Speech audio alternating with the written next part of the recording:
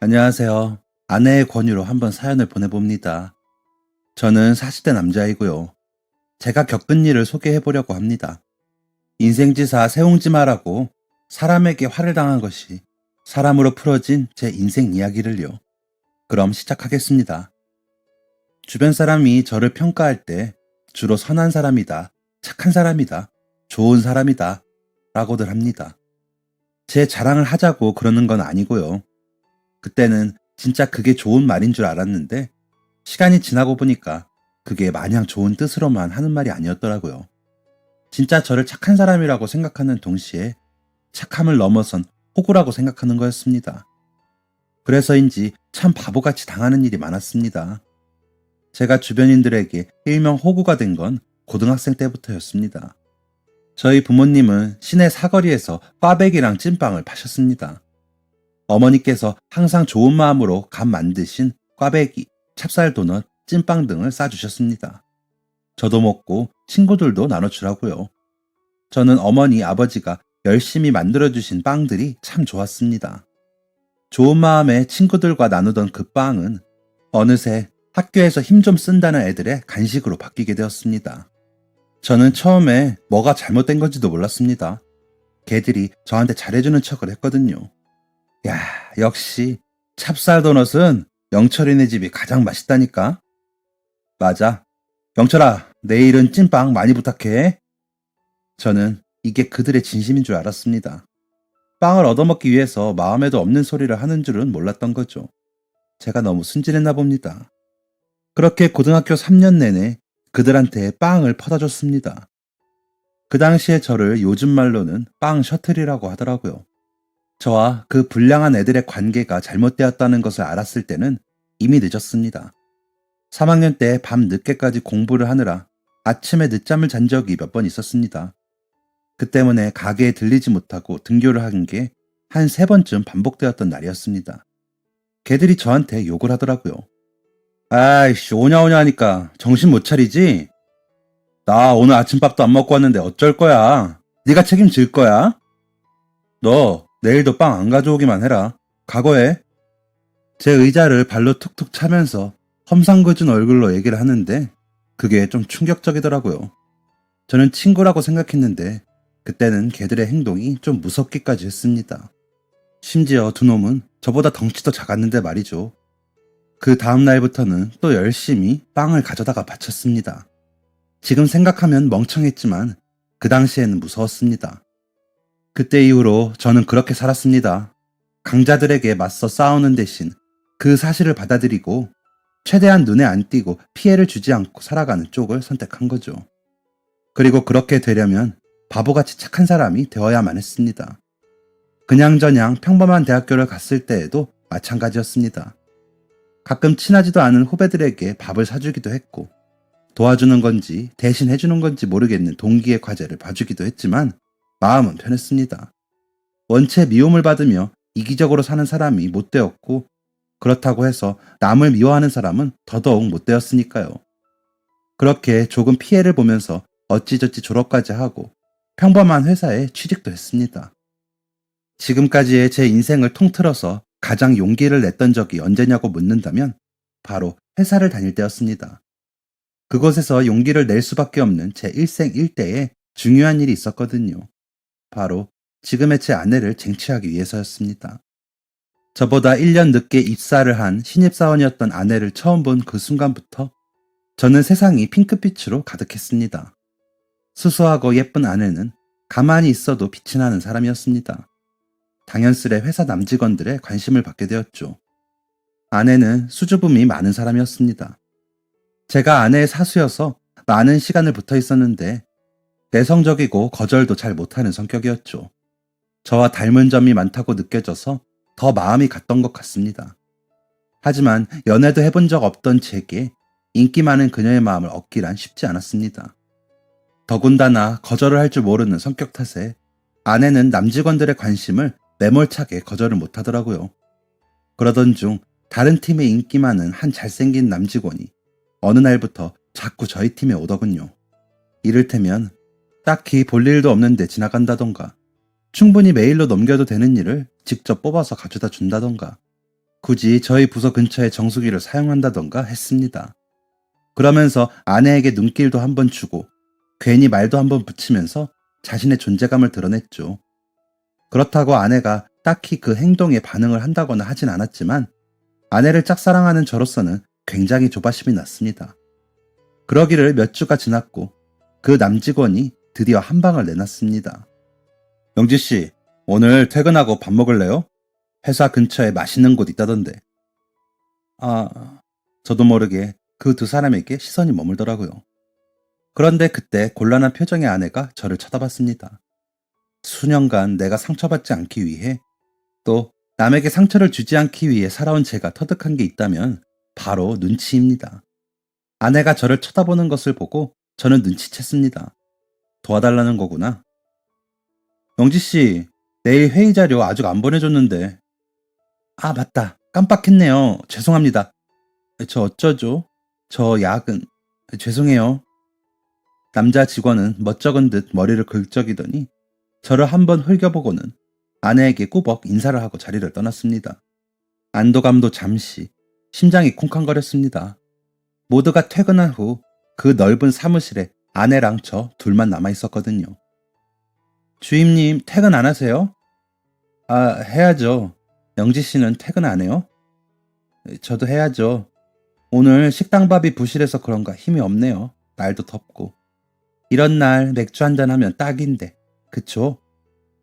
제 눈치 센서가 또 한 번 빠르게 움직였습니다. 아내의 마음을 재빨리 읽어야 할 타이밍이었습니다. 저는 이게 눈치건 착각이건 용기를 내기로 했습니다. 그럼 한잔 할까요? 그리고 보름 뒤 저희는 사내 커플이 되었습니다. 저는 제 첫사랑이자 끝사랑인 아내를 위해서는 뭐든지 하겠다고 다짐했고 실제로 그렇게 했습니다.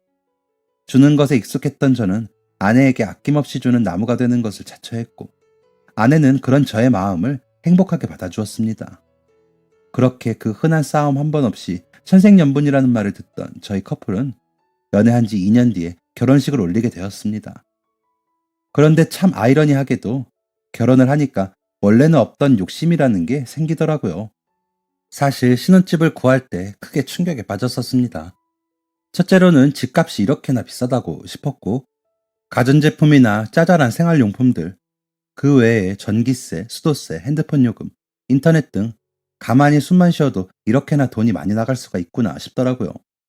결혼 전까지는 줄곧 부모님과 함께 살아서 전혀 모르고 있던 부분이었거든요. 그리고 둘째로는 내가 돈을 이렇게나 안 모았구나 싶어서 충격적이었습니다. 담배도 안 피고 술도 잘 안 하고 그렇다고 자취를 하면서 쓰이는 돈도 없었기에 월급의 상당 부분을 모았는데 결혼 준비하려고 보니까 턱없이 부족한 금액이었습니다. 식당 예약이나 웨딩 반지나 신혼여행 등등 결혼식 비용으로 모아두었던 돈의 많은 부분을 써야 했고 신혼집은 부모님께 도움을 받아서 전세로 구했습니다.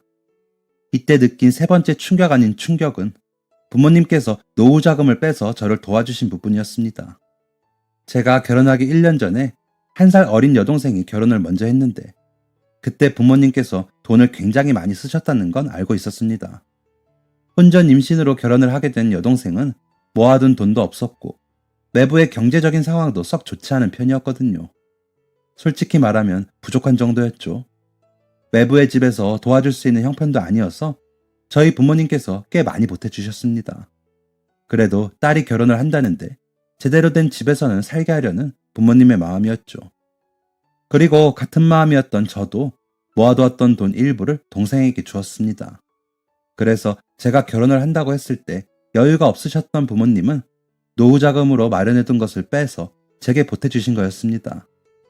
결혼식 다 올리고 신혼집 들어가고 2달 정도 지나고 추석에 모였을 때 아버지께서 술에 취해 말이 헛나오신 걸 듣고 알게 되었는데 이때 참 충격적이더라고요. 좀 못된 얘기 같을 수도 있는데 그 얘기를 듣고 마음이 아파오기도 하면서 한편으로는 어깨가 더 무거워졌습니다. 부모님의 노후를 책임져야 하니까요. 하지만 제가 벌 수 있는 돈은 한정적이었습니다. 그저 월급쟁이에 지나지 않았죠. 그때 이런 생각을 많이 했었습니다. 어떻게 하면 돈을 많이 벌까? 투잡을 해야 하나? 이제라도 공무원 시험을 볼까? 공인중개사도 돈을 많이 번다던데 역시 기술직이 최고인가? 제 마음에 있던 이 작은 불꽃에 기름을 부은 것은 아내의 임신 소식이었습니다. 아내는 혼란스러움과 감격이 섞인 떨리는 목소리로 제게 임신 사실을 전했습니다. 태어나서 처음 보는 임신 테스트기에 있는 빨간색의 두 줄은 너무 선명했습니다. 말로 설명할 수 없는 제 마음은 요동쳤습니다. 이제 진짜 가장이 되었구나 하는 무겁기도 하지만 뭔가 엄청난 사람이 된 듯한 그런 자신감이 생겼습니다. 그리고 저는 그 다음 달에 저의 악연이었던 그리고 앞으로 더 악연이 될 사람을 만나게 됩니다. 며칠 후 중학생 때부터 쭉 친하게 지냈던 동네 친구에게 아이가 생겼다는 소식을 전할 겸 오랜만에 한잔하기로 했습니다. 그래서 오랜만에 익숙한 고깃집에서 친구와 한잔을 하게 되었던 것입니다. 그리고 그곳에서 전혀 반갑지 않은 사람을 만나게 되었죠. 너 영철이 아니냐? 익숙한 목소리, 목덜미에 살짝 소름이 돋을 정도로 저를 놀라게 한 그 목소리의 주인공은 제 고등학교 동창이었습니다. 제 의자를 발로 툭툭 차던 저희 가게의 찹쌀도넛을 좋아하던 바로 그 애였습니다. 입꼬리가 어색하게 실룩거렸습니다. 오랜만이다. 와, 너 여전하다. 변한 게 하나도 없어. 너도. 나? 그치, 나도 뭐 똑같지. 이것도 인연인데 한잔 할까? 괜찮지? 여기서 일행 기다리고 있었는데 갑자기 일이 생겼다고 해서 파토 났거든. 뭐 그래. 이미 얼큰하게 취한 다른 고등학교를 나온 제 친구는 웃으면서 그 녀석에게 숟가락까지 건네주었습니다. 제가 아빠가 된 것을 축하하는 자리에 불청객처럼 등장한 그 녀석이 반갑진 않았지만 두 사람의 기분을 망치기 싫어서 장단을 맞춰주었습니다. 이건 나중에 아내가 저에게 했던 말인데 착한 놈 콤플렉스에 빠져있다고 하더라고요. 부정하진 않았습니다. 어쨌든 같이 하게 된 술자리니 분위기 망치지 않게 노력이나 하자 했는데 대뜸 이 녀석이 저한테 사과를 하더라고요. 얼굴이 조금 빨개지긴 했지만 또박또박한 발음을 보니 취한 것 같진 않았습니다. 영철아, 내가 예전엔 철이 없었다. 네가 맨날 너네 집 빵 가져다 주는 거 그거 당연한 거 아닌데 내가 좀 너무했지. 미안하다 영철아. 그땐 네 호의를 당연하게 여겼나 봐. 아니야. 미안하긴 뭐가. 아니야. 진짜 미안해. 내가 너네 가게 지나갈 때마다 계속 생각나더라고. 그때 진짜 맛있게 잘 먹었는데 잘해주지는 못할 망정 왜 못되게 굴었을까 하고. 참, 가게 지금은 안 하시지? 부모님은 잘 계시냐? 뭐 잘 계시지. 그 말투나 태도가 참 진심처럼 느껴졌습니다. 겨우 사과 한마디 받았을 뿐인데 마음속에 불편한 찌꺼기처럼 남아있던 빵 셔틀에 대한 기억이 그 사과로 싹 사라지는 기분이었습니다. 홀가분한 마음까지 들더라고요. 취한 중학교 동창 친구가 혀가 꼬여서는 무슨 일이 있었냐고 사과 받아주라고 하며 화해하고 술이나 마시자 하는 바람에 그날 신나게 마셔댔습니다. 2차로는 바로 옆 치킨집까지 갔던 것 같은데 뜨문뜨문 기억이 흐릿할 정도로 마셔댔죠. 일어나 보니 불청객 같던 그 녀석에게 톡이 와 있었습니다. 해장해라. 또 보자. 그러면서 햄버거 가게 기프티콘을 보내더라고요. 저도 모르게 피식 웃음이 났습니다. 햄버거 해장이라니 뭘 좀 아는 놈이구나 했죠. 그날은 그냥 잠깐의 해프닝으로 마무리될 줄 알았습니다. 하지만 의외로 그 녀석과의 만남은 꾸준히 이어지게 되었습니다. 알고 보니 그 녀석은 그때 결혼 준비 중이더라고요. 나름 결혼 선배인 입장에서 이것저것 조언을 해줬습니다. 고등학생 때는 멀게만 느껴지고 저랑은 다른 사람, 그러니까 세상의 강자라고 생각한 그 녀석이 결혼 앞에서 참담하게 드러나는 주머니 사정을 한탄하는 걸 보니 나와 별반 다를 게 없는 사람이구나 싶었습니다. 괜히 동질감이 생기고 그 녀석이 슬픈 표정을 지을 때는 연민까지 생겼죠. 그나마 그 녀석에게 희망이 있다면 부동산을 운영하신다는 삼촌이 있다는 것이었습니다. 삼촌이 주신 정보로 자신의 형네 아파트가 몇 년 사이에 2배가 뛰었고 이모는 건물까지 소유하고 계신다고 하더라고요. 솔직히 그런 말을 듣고 솔깃하지 않을 사람이 몇이나 될까요? 푼돈 얼마를 가지고 투자를 해서 몇 배로 불렸다. 고작 5년 만에 어디 땅이 2배가 뛰었다. 등등. 그 녀석은 남의 성공을 자신의 무용담처럼 늘어놓았습니다. 그러면서 그러더군요. 회사를 때려칠 거라고요. 그 녀석은 회사를 때려치고 식당을 차릴 계획이라고 했습니다. 그 녀석이 삼촌에게 듣기로는 회사가 많은 서울 중심지에 굉장히 좋은 매물이 아주 싸게 나왔다고 하더군요. 큰 평수는 아니었는데 한식 뷔페를 하는 곳이라서 이미 단골 고객들이 보유된 곳이라고 했습니다. 그러면서 그 녀석이 말하기를 지금 거기는 할머니들이 하고 있어서 점심 장사만 하는데 자기가 하게 된다면 리모델링을 조금 해서 점심에는 한식 뷔페, 저녁에는 맥주까지 팔아서 퇴근한 회사원들까지 잡겠다고 하더라고요. 그럴듯했습니다. 실제로 그런 가게가 종종 있기도 했고요. 그런데 이놈이 혼자 하기에는 무리가 있고 자금도 조금 부족하다고 하더라고요.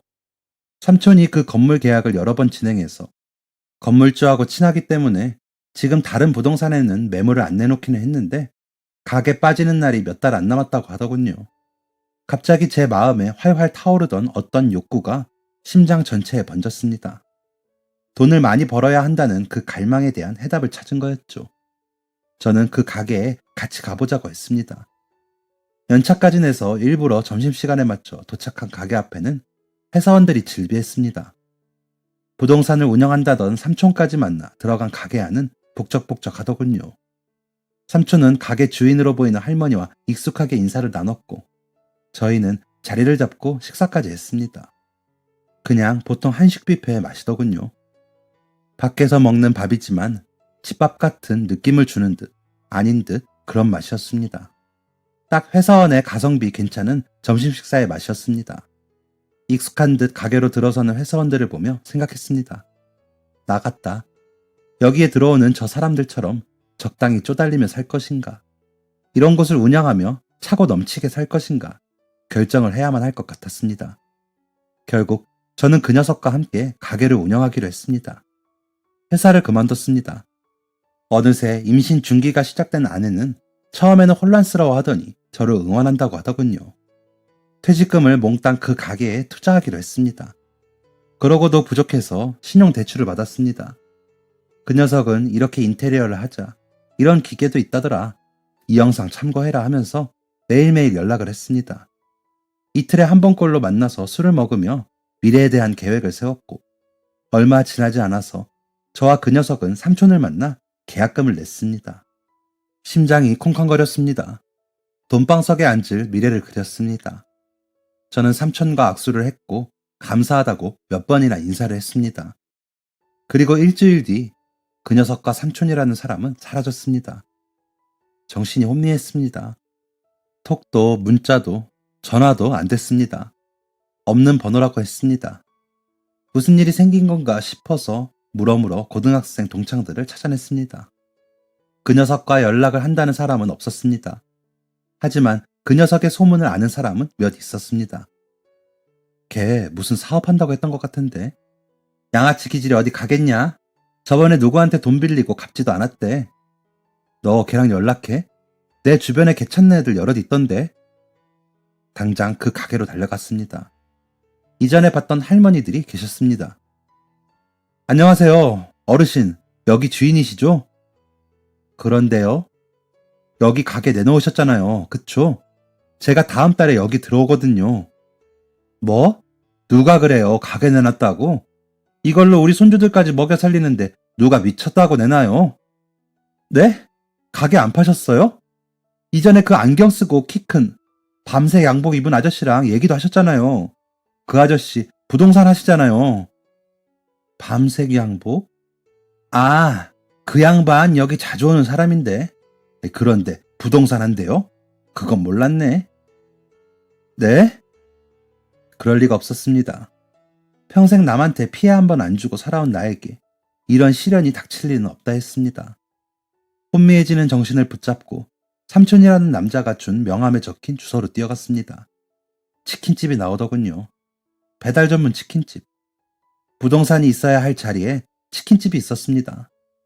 오면서 본 경찰서에 달려가 신고를 하고 경찰관이 하는 말에 저는 현실을 직시해야 했습니다. 아이고 선생님 사기당하셨네요. 요즘 허위매물 사기가 많아요. 작정하고 해외로 나가면 못 찾을 텐데. 눈물이 앞을 가린다는 말이 이런 말이구나. 내 앞날이 이 정도로 뿌옇구나 했습니다. 그렇게 5년이라는 시간이 흘렀습니다. 그 경찰관의 말은 틀리지 않았습니다. 해외로 날랐는지 어쨌는지 그 녀석을 찾을 방법은 없었습니다. 변호사의 도움을 빌려보았지만 상황은 달라지는 것이 없었습니다. 5년 동안 저는 죄인처럼 살았습니다. 아내와 딸 앞에서 저는 그저 죄인이었습니다. 멀쩡하게 다니던 회사를 그만두고 퇴직금에 대출금까지 사기를 당한 저를 착한 아내는 다독여 주었지만 계속되는 취업 실패와 힘들어지는 생활고에 그 예쁜 입에서는 한숨이 나오는 날이 많았습니다. 애매한 나이에 애매한 경력, 애매한 스펙이었던 저는 기존의 회사만큼 월급을 주는 곳을 찾지 못하고 결국 한 음식을 파는 체인점에 매니저로 취직을 했습니다. 기존 회사에서 했던 업무가 매니저 일을 하는 데 경력으로 쳐져서 비슷한 월급을 받을 수 있었습니다. 일하는 시간은 더 늘어났지만요. 어느덧 자기 주장이 뚜렷해진 5살 딸 아이와 틈이 날 때마다 시간을 가지려고 노력했습니다. 아이를 낳으며 건강이 많이 나빠져서 회사도 그만두고 파트타임 알바와 육아를 병행하는 아내에게 짧게나마 숨 쉴 시간을 주려고 한 거죠. 5살쯤 되니 특별한 날에는 케이크를 먹는다는 걸 알게 되더군요. 저희 집이 케이크를 안 먹어도 어린이집에서 친구들한테 얘기를 들어오는 것 같았습니다. 크리스마스를 일주일 앞둔 어느 날, 딸아이와 바람도 쐬고 마트에 갈 겸 밖으로 나갔습니다. 아내가 부탁한 두부, 호박, 달걀 등을 사서 집에 가는데 딸아이가 제 손을 잡아당기더군요. 아이의 시선이 머문 것을 보니까 빵집이었습니다. 빵집 안에 화려한 케이크들을 보고 있더라고요. 아빠, 크리스마스에는 케이크를 먹는 거래. 누가 그래? 친구들이. 그렇구나. 나 케이크 먹고 싶어. 케이크 사줘. 안 돼, 소망아. 오늘은 엄마가 시킨 것만 사서 가야 해. 왜? 그런 게 어딨어. 케이크 사줘. 다른 애들은 크리스마스 날에 먹는다고 했어. 그런 애가 아닌데 갑자기 길거리에서 울고불고 소리를 지르면서 떼를 쓰더라고요. 난감했습니다. 연말이라 이래저래 돈 나갈 일이 많아서 생활비를 더 아껴야 했거든요. 5년 동안 대출금을 갚는 목적으로 다달이 큰 지출이 발생하는지라 배달 음식 한 번 시켜 먹은 적이 없었습니다. 허리띠를 항상 졸라매어야 했었죠. 제가 쓰는 용돈 같은 건 교통비 정도밖에 없었고요. 한 판에 2, 3만 원이나 하는 비싼 케이크를 사줄 여유는 도저히 없었습니다. 그때 갑자기 뒤에서 누가 툭툭 치더라고요. 케이크 사줘요. 노숙자였습니다. 노숙자가 저와 딸을 번갈아 가며 쳐다보고 있었고 저를 향해 10,000원짜리 3장을 내밀고 있었습니다. 네? 애기 케이크 사줘요. 울잖아요. 아니요, 괜찮습니다. 우와, 아저씨, 감사합니다. 혹시 이상한 사람인가 싶어서 아이를 보호하려고 손을 잡았는데 딸아이는 제 손을 뿌리치고 노숙자가 주는 돈을 덥석 받았습니다. 아니야, 소망아. 남의 돈을 이렇게 받으면 안 돼. 얼른 가자, 얼른 가. 케이크 사러 가자. 막무가내로 저를 끌어당기는 아이의 손을 제대로 뿌리치지 못하고 우왕좌왕 하는 사이에 노숙자는 사람들 틈에 섞여서 사라지고 말았습니다. 어느새 빵집에 들어가서 케이크를 고르는 아이에게 갈 수밖에 없었습니다. 찝찝한 마음이 들었지만 우선 딸아이의 응석이 멈추었으니 그걸로 되었다 싶었습니다. 그리고 다음에 저 노숙자를 찾아서 돈을 돌려줘야겠다 생각했습니다. 제가 아무리 힘들어도 노숙자만큼은 아니니까요. 1월이 되고서야 제대로 된 눈이 쏟아졌습니다. 눈이 와서 질퍽하고 미끄러운 길을 걷고 있으니까 갑자기 그 노숙자가 생각이 나더라고요. 저는 그 노숙자를 만났던 곳으로 가봤습니다. 의외로 쉽게 찾을 수 있었습니다. 빵집 근처 벤치에 몸을 웅크린 채 누워있더라고요. 날씨가 이렇게 추운데 혹시 무슨 일이 난 건 아닌가 싶어서 가까이 가보니까 다행히 숨을 쉬고 있었습니다. 아저씨, 일어나 보세요. 제가 흔들어 깨우자 노숙자는 몸을 더 웅크리며 실눈을 떴습니다. 실눈으로 저를 한참 보더라고요. 누군지 기억해내려는 것 같았습니다. 아저씨, 그때는 감사했습니다. 그제서야 자세를 고쳐하는 아저씨에게 근처 편의점에서 산 따뜻한 음료를 내밀었습니다. 감사합니다. 그때 케이크 사갔어요. 딸기 케이크로요. 그런데 그 돈은 돌려드려야 할 것 같아서요. 여기요. 노숙자는 의외로 돈을 받지 않더라고요. 제가 내민 돈을 보고는 이렇게 말하더군요. 그쪽 준 거 아니고 애기 준 건데. 애기 케이크 사 먹으라고. 아, 네, 알아요. 그런데 저 딸 케이크 사줄 정도는 됩니다. 저는 돈을 받지 않는 노숙자 옆에 10,000원짜리 3장을 내려놨습니다. 노숙자는 대답 없이 제가 준 음료를 마셨습니다. 눈은 멈췄지만 발가락까지 시려운 날씨였습니다. 사실은 케이크 사줄 정도도 안 될 수도 있겠네요. 아니, 안 되는 것 같아요. 저 진짜 능력 없는 아빠거든요. 그냥 갑자기 제 마음을 털어놓고 싶더라고요. 저는 대출금을 갚느라 허덕이는 인생을 살고 있으며 아내와 딸 앞에서 죄인처럼 의기소침해진다는 무거운 말을 대답도 없는 노숙자에게 술술 털어놓았습니다. 혼자 진짜 열심히 또 떠들었습니다. 제 얘기가 끝나기를 기다렸는지 제가 사기친 그 녀석을 본다면 실컷 패줄 거라는 말을 마지막으로 얘기를 마치자 노숙자가 남은 음료를 입에 털어넣었습니다. 나는요, 아내도 딸도 없어요. 원래 있으셨어요? 아내만. 딸은 세상에 못 나오고 죽었어요. 건강하게 10달 품은 아이가 세상에 나오는 그 과정에서 무언가 잘못되었다고 했습니다. 아기 울음소리로 가득해야 할 분만실이 서늘할 정도로 고요했답니다. 노숙자의 아내는 그 충격으로 거의 미친 사람처럼 정신을 놓게 되었고 이를 보다 못한 장모가 각자 살 길 찾자며 그만 헤어지라고 했답니다. 그 슬픔에 빠져 미쳐가는 딸의 모습을 지켜보는 장모의 마음이 어떨지는 상상이 되지 않네요. 노숙자는 장모님이 자신을 굉장히 예뻐했다면서 그래서 더 내 곁에 아내를 두는 것을 죄스럽게 생각해서 이혼을 시킨 것 같다고 했습니다. 그럼 각자 살 길을 잘 찾았어야 했는데 노숙자에게는 그럴 힘이 없었다고 했습니다. 점점 술만 찾게 되었고 사람을 마주하는 것도 괴로웠답니다. 결국 일까지 그만두고 매일 술에만 빠져 살던 노숙자는 살고 있던 월세집도 유지가 어려워지게 되었고 도망치듯 그 집을 나와 보증금이고 뭐고 아내에게 보내주고 사람이 아닌 길고양이 혹은 들개처럼 노숙자 생활을 시작했다고 했습니다. 그러기를 벌써 1년이 되었답니다. 노숙자는 차라리 이런 삶이 편하다며 쓴 웃음을 지었습니다. 그날 노숙자를 만나고 와서 아내랑 딸을 보는데 많은 생각이 들더라고요. 그에 비하면 나는 그렇게 힘든 삶이 아니지 않나. 내가 자존감이 떨어져서 내 무덤을 스스로 파고 있는 건 아닌가 싶었습니다. 그냥 오랜만에 아내를 안았습니다. 그러니까 딸이 우다다 달려와서 저랑 아내를 꽉 안아주더라고요. 미안해, 못난 남편이라서. 무슨, 한 번도 그렇게 생각한 적 없거든. 고마워, 멋진 남편이라서. 괜히 눈물이 나더라고요. 아내랑 딸 끌어안고 엉엉 울었습니다. 그 다음날 저는 또 노숙자를 찾아갔습니다. 엄청 추운 날씨라고 아침부터 뉴스에서 떠들어대는 통에 괜히 걱정이 되었거든요. 노숙자는 그때 그 벤치에 앉아서 오들오들 떨면서 술로 몸을 데우고 있었습니다. 여기서 이러고 계시면 정말 얼어 죽어요. 그러게요. 진짜 죽겠네. 제가 어제 드린 돈으로 사우나라도 가지 그러셨어요. 제가 뭐 그럴 거였으면 집을 나왔을까 봐요. 하다못해 어디 들어가기라도 하시지. 냄새 때문에 사람들이 싫어해요. 참 핑계도 많네요. 이거나 좀 드세요.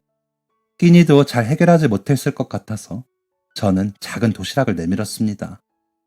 그냥 현미밥에 볶음김치, 장조림, 그리고 보온통에 든 미역국이었는데 집에서 방금 싸서 나온 거라 따뜻했습니다. 노숙자는 눈치를 슬슬 보며 한술 뜨더니 눈을 깜빡였습니다.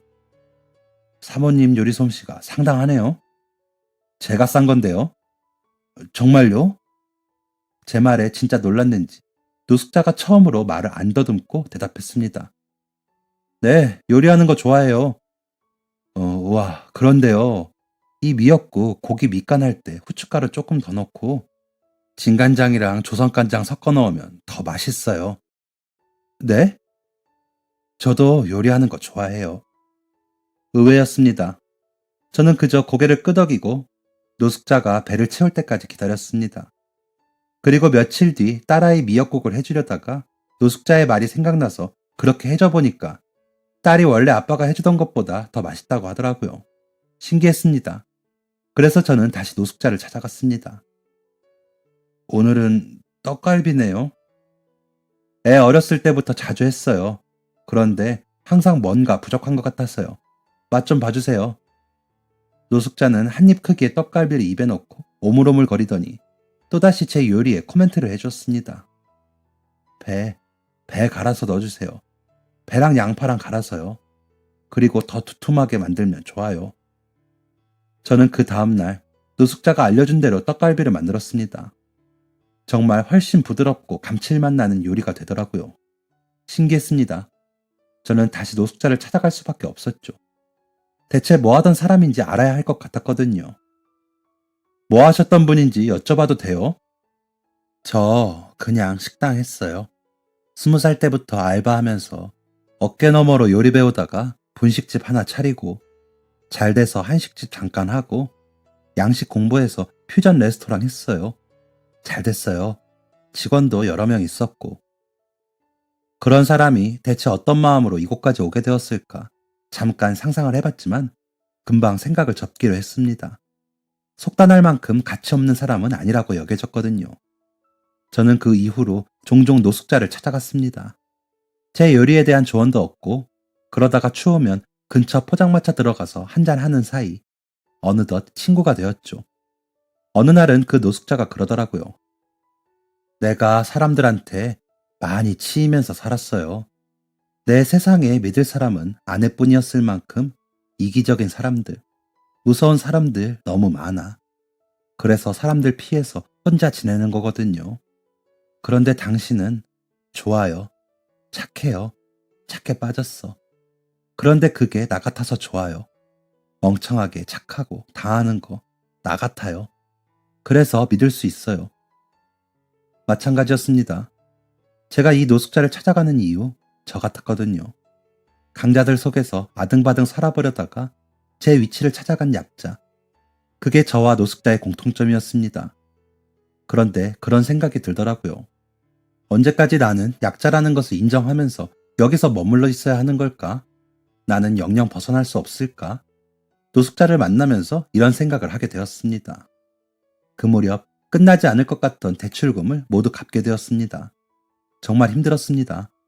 5년 만에 갚을 수 있을 거란 생각은 못했는데 정말 아끼고 또 아끼다 보니 그게 되더라고요. 그리고 그때 제 동생이 의류 쪽 일을 시작했었는데 그게 좀 잘 되어서 제가 빚을 갚는 데에 한몫해 주었습니다. 동생은 자신이 결혼할 때 제가 보태주었던 돈 이제라도 갚을 수 있어서 좋다며 돈 잘 버는 동생이 되어서 맛있는 것도 많이 사준다고 하더라고요. 참 고마웠습니다. 그렇게 끝나지 않을 것 같던 빚더미에서 벗어나게 된 저는 다시 새로운 도약을 하기로 마음먹었습니다. 노숙자와 새 사업을 하기로 한 거죠. 주변에서는 다들 말렸습니다. 특히 아내가 많이 말리더라고요. 그 사람 뭘 믿고 그러냐. 그냥 이대로 살면 안 되냐. 나는 지금도 좋다. 하지만 그때의 저는 무언가에 홀린 듯 그 노숙자와 뭔가 해야 할 것 같았습니다. 왠지 모를 자신감이 있었습니다. 저는 주변의 반대에도 노숙자를 찾아가 같이 일해볼 생각이 없냐고 물었습니다. 노숙자는 고민을 하더라고요. 고민을 한다는 것 자체가 저에겐 좋은 신호였습니다. 노숙자는 거의 한 달을 고민하다가 제 손을 잡았습니다. 멀끔하게 씻고 다듬으니 언제 노숙자였냐는 듯 멀쩡한 제 또래의 남자 모습이었습니다. 노숙자는 독하게 술도 끊고 저를 따라주었습니다. 이번에는 대출까지 받아가며 일을 시작하고 싶지 않았던 저는 다니던 직장의 퇴직금에 동생에게 조금 더 돈을 빌려서 노량진으로 갔습니다. 앉아서 먹는 테이블 2개가 전부인 작은 가게를 얻어서 장사를 시작했습니다. 메뉴는 컵밥이었습니다. 아침 일찍부터 밤 늦게까지 공부를 하는 사람들은 간편하면서 든든한 한 끼를 원했고 운 좋게 그 흐름을 잘 탔던 저희는 그 작은 평수에서 2사람이 일하는 것 치고 굉장히 성공을 했습니다. 그러다가 노량진의 컵밥이 유행을 하게 되면서 너도 나도 컵밥집을 오픈하기 시작했고 저희는 그 무리에서 빠르게 발을 빼고 여의도로 나갔습니다. 그때만 해도 혼밥이라는 말이 존재하지도 않았었는데 이미 혼밥이라는 걸 아는 회사원들이 하고 있었습니다. 저희는 그렇게 혼자 밥 먹는 회사원을 공략했습니다. 이번에도 가게는 크지 않았습니다. 하지만 혼자 밥 먹는 사람 20명은 거뜬히 대접할 수 있었죠. 또 혼자 밥을 먹으니까 회전율도 빨랐고 메뉴도 5가지로 간소화할 수 있어서 생각보다 더 잘 됐습니다. 저는 잃어버린 쌍둥이라도 만난 것처럼 이제는 노숙자가 아닌 그 노숙자와 죽이 척척 맞았습니다. 저희의 동행을 반대했던 사람들 모두 놀라지 않을 수가 없었죠. 제가 노량진을 막 벗어날 때만 해도 그 전 직장 월급의 딱 2배를 벌었으니까요. 여의도에 가고선 첫 달은 나가는 돈이 많아 수입이 적었지만 셋째 달부터는 노량진에서의 0.5배를 더 벌었습니다. 아내가 그제서야 속내를 말하더라고요. 사실 너무 힘들었다고. 자기도 배달 음식 마음껏 시켜 먹어보고 싶었다고요. 마음이 찢어지기도 했지만 동시에 뿌듯하기도 했습니다. 늦었지만 아내의 소원대로 배달 음식 마음껏 시켜 먹을 수 있는 삶이 되었으니까요. 저희는 여의도 가게가 잘 되어서 4년 뒤에 확장 이전을 하게 되었습니다. 그러면서 직원들도 쓰고 저희들만이 할 수 있는 전문적인 메뉴들도 만들게 되었죠. 그렇게 지금까지 5년이 흘렀습니다. 노숙자를 만나 겁없이 손을 잡고 노량진에 뛰어들고 여의도에 나가 저 같은 외로운 아빠들의 배를 채워주고 지금은 사람들의 점심부터 밤까지 책임지는 식사를 대접하고 있습니다. 제가 빚쟁이에서 지금 월 매출 8천만 원을 기록하기까지 정확히 13년이 걸렸습니다. 그땐 하루 8천 원도 못 쓰고 살았는데 이만큼이나 성장을 했습니다. 이 모든 게 거짓말 같고 또 그때의 제 삶도 거짓말 같고 지금 제 가장 친한 벗이자 동업자와의 인연도 거짓말 같습니다.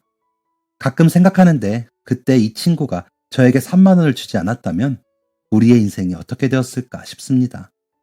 장담하건대 지금보다 나은 삶은 아니었을 것 같습니다. 노숙자의 알코올 중독이었던 이 친구는 작년부터 연애도 시작했습니다. 그 상대는 바로 헤어졌던 전 아내입니다. 서로의 아픔을 가장 잘 아는 만큼 그 아픔을 가장 잘 달래줄 수 있을 것 같다며 처음부터 다시 시작하기로 했답니다. 언제나 그랬듯이 저는 그 친구를 응원할 겁니다. 그리고 이제 저는 더 이상 케이크 하나 못 사주는 아빠가 아닙니다. 딸아이가 갖고 싶다는 거, 하고 싶다는 거 부족함 없이 채워주고 있습니다. 그게 가장 행복합니다. 배달 음식을 먹고 싶었다고 울던 아내는 한동안 일주일에 3-4번을 배달 음식을 시켜 먹더니 이제 배달 음식은 질린다면서 예전처럼 따뜻한 밥을 차려주기에 열심히입니다. 행복 별거 없습니다. 내 인생을 믿고 맡길 수 있는 아내, 무엇보다 귀한 자식, 그리고 모든 걸 공유하고 언제나 힘이 되는 좋은 벗 하나 있는 게 최고인 것 같습니다. 지금 생각해보면 그때 그 고등학교 친구놈에게 사기를 안 당했다면 제 인생이 이렇게 흘러오지도 않았을 거란 생각이 드네요. 세상의 약자라고 한탄하던 그때의 저에게, 그리고 어디선가 그때의 저와 같은 생각을 하고 계실 분들에게 한마디만 하고 마치겠습니다. 정신 차리고 힘내서 사십시오. 감사합니다. 지금까지 사연 들어주셔서 감사합니다. 사연이 재밌으셨다면 구독과 좋아요를 눌러주세요. 감사합니다. 안녕히 계세요.